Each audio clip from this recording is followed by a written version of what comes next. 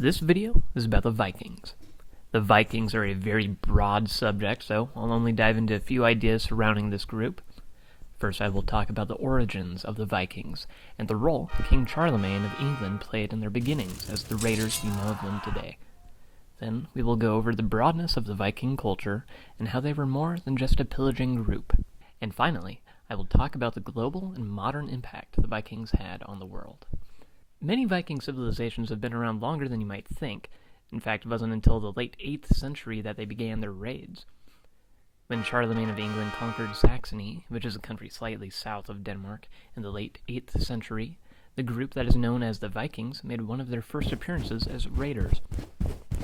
The Danish Vikings were suddenly aware of the closeness of the wealth of England and began pilgrimages to the south only a few short years after Saxony was taken over. Trade was a very significant part of the lives of all Scandinavians, and it can be seen as one of the root causes for the well-known Viking attacks. Archaeological findings of imported goods from Norway in a Danish town called Ribe as early as 725 show that the Vikings were peaceful traders long before they became raiders. Many of the commercial travels to the town of Ribe gave the Scandinavians an opportunity to improve their seafaring skills that would later come in handy as they explored even further past the Danish town. After Charlemagne conquered Saxony, northern Scandinavians started making their first appearances as Viking raiders. The Scandinavians of Norway now had more access to the Frankish Empire as it was closer to them than ever before. This hunger for power and goods spread as the Vikings became more and more successful with their raids.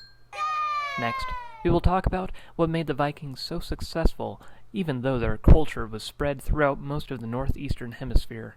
Part of what made the impact of the Vikings so potent was that the raiding groups were not small.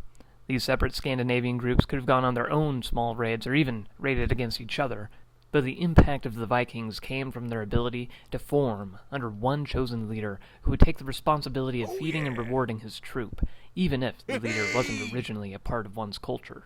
I'd like to end this video by describing the global impact of the Viking raiders.